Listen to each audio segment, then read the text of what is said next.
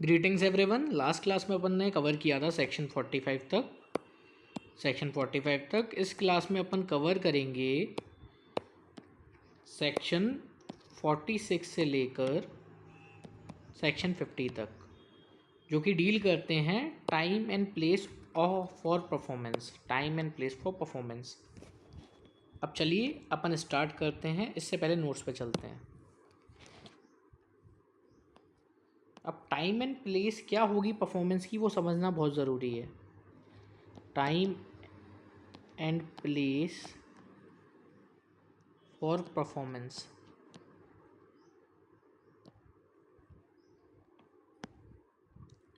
ये दो टाइप से हो सकती है, या तो जो कॉन्ट्रैक्ट में मेंशन्ड हो, जो दोनों पार्टीज़ ने कॉन्ट्रैक्ट किया है उसमें मेंशन्ड हो,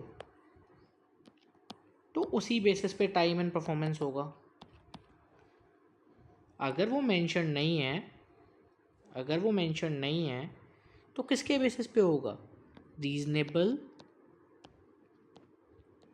टाइम के बेसिस पे। रीजनेबल टाइम के बेसिस पे। अब ये रीजनेबल टाइम क्या होता है? ये क्वेश्चन ऑफ फैक्ट होता है। Question of fact. इसमें अपन एग्जांपल समझ सकते हैं कि रीजनेबल टाइम क्या होगा। तो चलिए समझते हैं। मान लो आप एक होटल गए, वहाँ पे आपने खाना ऑर्डर किया। You have ordered a food.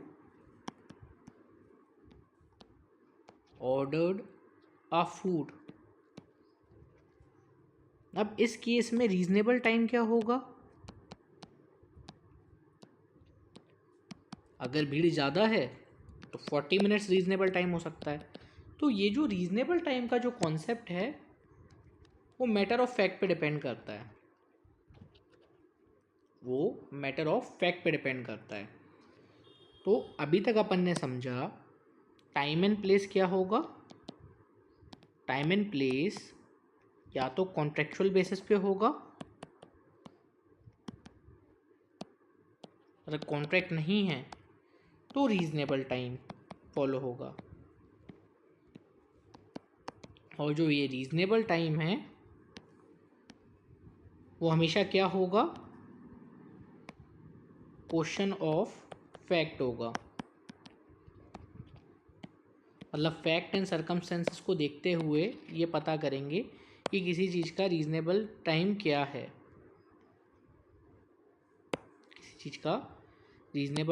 है। वो फैक्ट्स एंड सर्कमस्टेंसेस को देखते हुए पता चलेगा।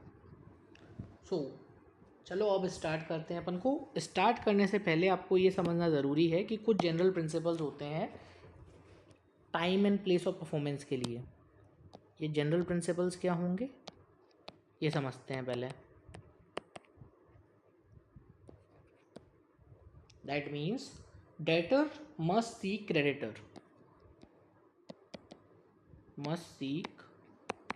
क्रेडिटर। ये समझने से पहले अपन को ये समझना पड़ेगा। मान लो एक प्रॉमिसर है जो कि डेटर है,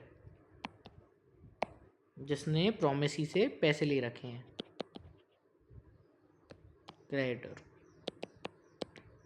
कितने पैसे ले रखे हैं? 5 लाख रुपीज़। प्रॉमिसी से प्रॉमिसर ने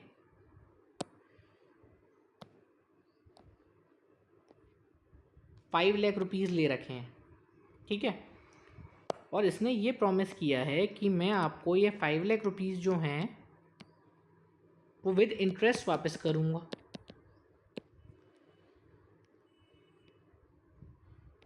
तो मान लो अगर प्रॉमिसी नहीं बताता है, मतलब क्रेडिटर नहीं बताता है, तो डेटर मस्ट सीक क्रेडिटर का मतलब है कि ये प्रॉमिसर की रिस्पॉन्सिबिलिटी है पूछने की प्रॉमिसी से कि मैं आपके ये जो पैसे हैं वो कब वापस करूं। अगर इन दोनों के बीच में ऐसा कोई कॉन्ट्रैक्ट नहीं है जिसमें ये लिखा हो कि कब प्रॉमिसर को प्रॉमिसी को पैसे वापस करने हैं विद इंटरेस्ट, ठीक है। डेटर मस्ट सीक क्रेडिटर, ये पहला जनरल प्रिंसिपल हो गया। ओके, इसका मतलब हो गया जो आपका डेटर है वो बार बार क्रेडिटर से पूछेगा कि कब मैं आपका पैसा वापस करूं। दूसरा प्रिंसिपल है अपना agreement must be honoured. Agreement must be honoured. इसका ये मतलब है कि जो आपने एग्रीमेंट में टाइम एंड प्लेस स्पेसिफाई किया है उसमें आपको करना है। मान लो उसमें स्पेसिफाई कर रखा था उस कॉन्ट्रैक्ट में कि ये जो आपने 5 लाख रुपीज़ ले रखे हैं प्रोमिसर ने, वो विद इंटरेस्ट मेरे को 31 मार्च को करेगा। तो एग्रीमेंट मस्ट बी ऑनर्ड मतलब 31 मार्च को वो पेमेंट करेगा प्रोमिसर। तो ये दूसरा प्रिंसिपल हो गया। तो अपन ने बेसिक प्रिंसिपल समझ लिया है। तो अब अपन आते हैं बेयर एक्ट पे।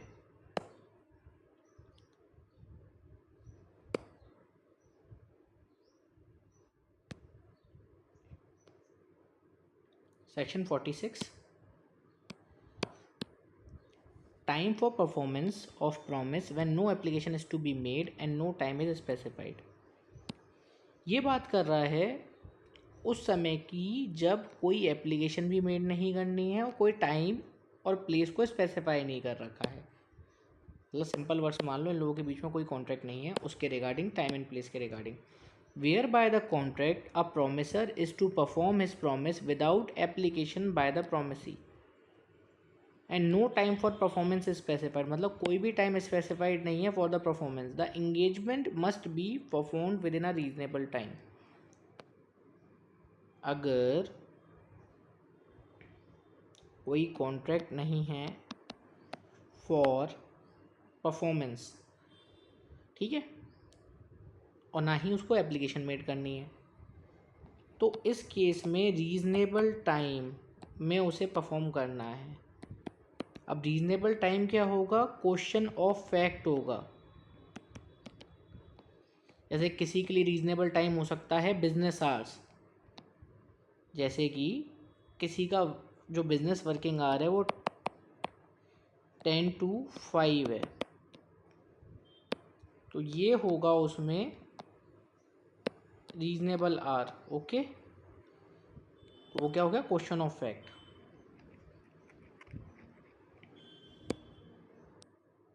तो अपन ने क्या समझा अभी तक इसमें? सेक्शन 46 सिंपली बोलता है, सेक्शन 46 ये बोलता है अगर टाइम पीरियड फिक्स नहीं है, नॉट फिक्स्ड, तो repay with in reasonable time.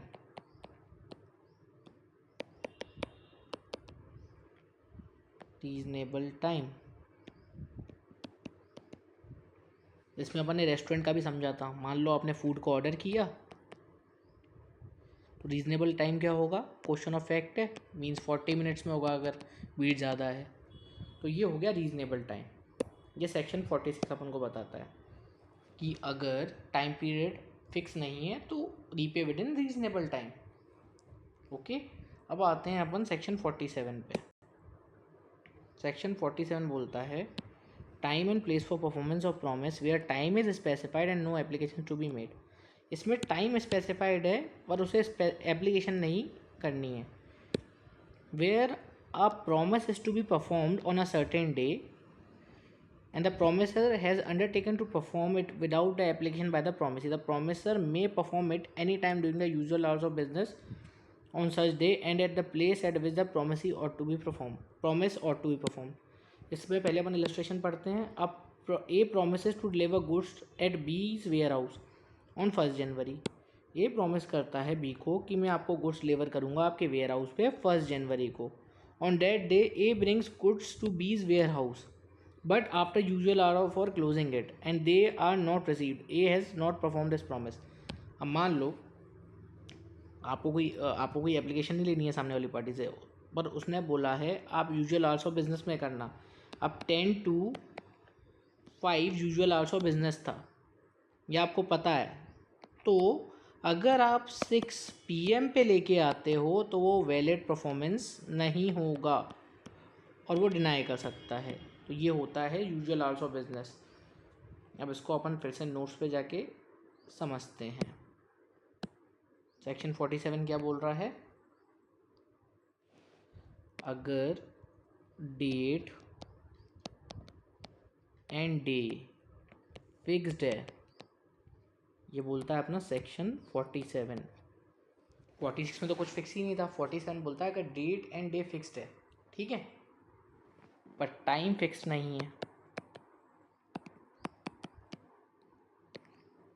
ठीक है, टाइम फिक्स नहीं है, than usual hours of business, hours of business. अब मान लो एक कपड़े की दुकान है जो वर्क करती है 11 AM to 9 PM। अब इसमें क्या हुआ, जो शॉप ओनर है, क्लोथ शॉप ओनर है, उसने एक से बोला कि आप मेरे को भेज देना, मतलब डेट और डे फिक्स था। अब वो क्या करता है, यही जो स्टॉक है उसको भेजता है 10 PM पे, तो ये यूजुअल आवर्स ऑफ बिजनेस तो नहीं है, तो रिजेक्ट कर सकता है। ये सिंपल वर्ड्स में सेक्शन 47 बोलता है। अब सेक्शन 48 क्या बोलता है? सेक्शन 48 बोलता है application for performance on certain day to be at proper time and place when a promise is to be performed on a certain day and the promisor has not undertaken to perform it without application by the promisee, it is a duty of the promisee to apply for the performance of proper place and within the usual hours of business। अब इसको समझते हैं, ये important है। Section 48 बोलता है promisee apply करेगा कि इस डे पे परफॉर्म होना है। प्रोमिसी सेक्शन 48 के अंदर promisee will apply, promisee will apply, promisee will apply on certain day।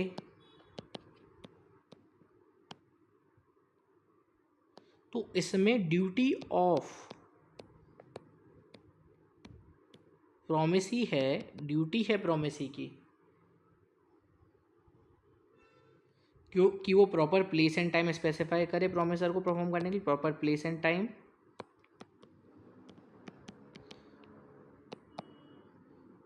Usual business hours. तो इसमें प्रोमिसी की ड्यूटी है कि वो बताएगा कि इस टाइम पे आप इसको परफॉर्म करना। इसमें किसकी ड्यूटी हो गई 48 में? प्रोमिसी की।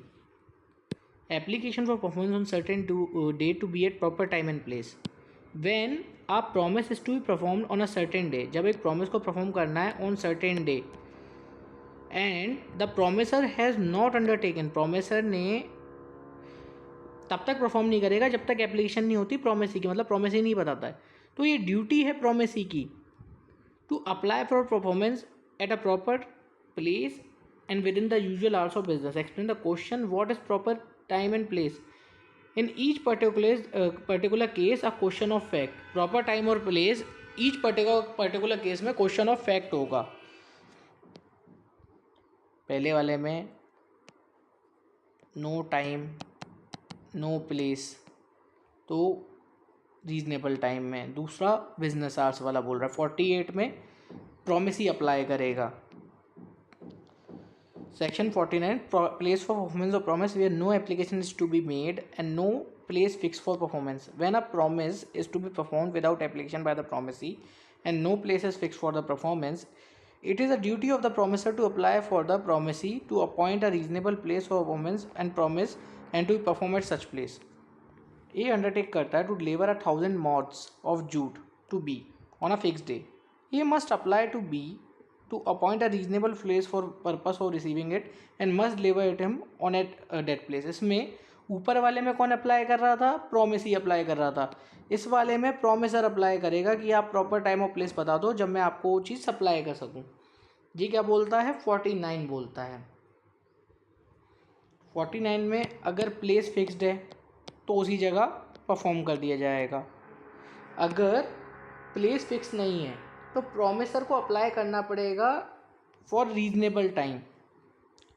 प्रोमिसर अप्लाई करेगा फॉर द रीजनेबल टाइम। 48 में प्रोमिस ही अप्लाई कर रहा था कि इस डेट को इस टाइम पे आप परफॉर्म कर दो। 49 में प्रोमिसर अप्लाई करेगा प्रोमिसी से, ठीक है। अब सेक्शन 50 क्या बोलता है, performance in manner or at the time prescribe or sanction by promisee. The performance of any promise may be made in any manner or at any time which the promisee prescribes or sanctions. जिस way में contract में promisee ने specify कर रखा है वैसे ही perform किया जाएगा। इसमें बोला है BOA 2000 rupees. A desires B to pay the amount to A's account with C, a banker who is also banks with C, orders the amount to be transferred from his account to A's credit, and this is done by C. Afterwards, before A knows the transfer, C fails. Good payment of B. Okay.